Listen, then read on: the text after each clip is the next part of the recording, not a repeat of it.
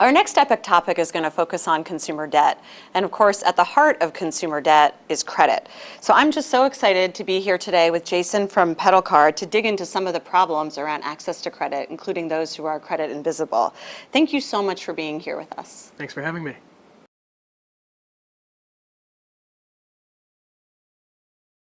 Credit invisible refers to someone who doesn't have any information at the credit bureaus. So in their eyes, that person doesn't yet exist. I think that an important thing to keep in mind is that we're all born credit invisible.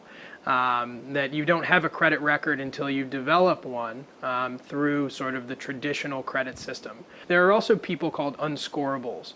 Unscorable means that there's some information at the credit bureaus, but not enough to generate a credit score. And then finally, there's a group of folks known as thin file, or that we refer to as thin file. These are people that have information at the credit bureaus. Maybe it's enough to generate a credit score, but not one that's particularly reliable. So there's about 70 million people in these three groups combined, which is a staggering number when you think about it. And in the group of folks that are invisible or unscorable, there's about 45 million people.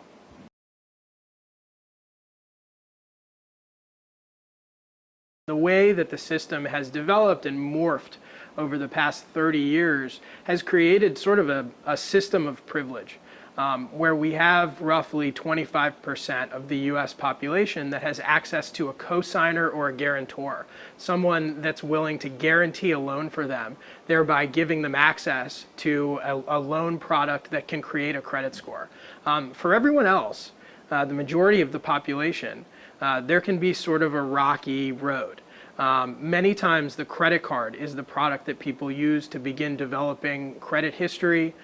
There are also products called credit builder loans, secured credit cards, which are meant to sort of ease the transition into credit.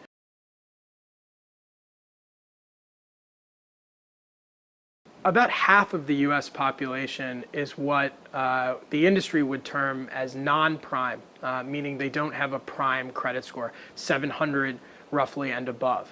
The half of the population in the non-prime world includes folks that are credit invisible, thin file, unscorable, and folks that have damaged credit.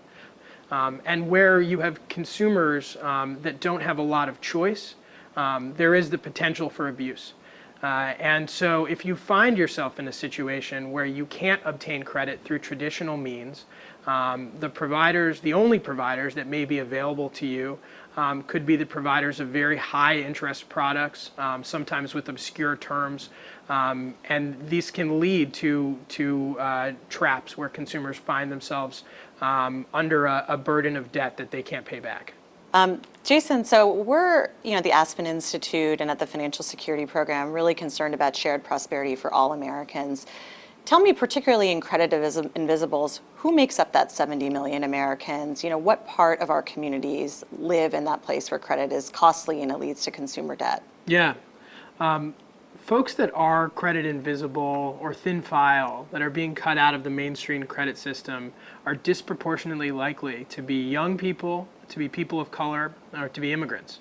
And so as we think about financial empowerment generally and equal access and equal opportunity, I think that these problems are even more critical in the way that they're impacting various communities in ways that might not be proportionate. Yeah, so it's almost a bigger, moral equality, justice issue, not just a financial transaction issue. It absolutely is. And when you've created a system that requires a financial cosigner or guarantor to get access, you set up a system that's not an equal playing field for all participants. That's right.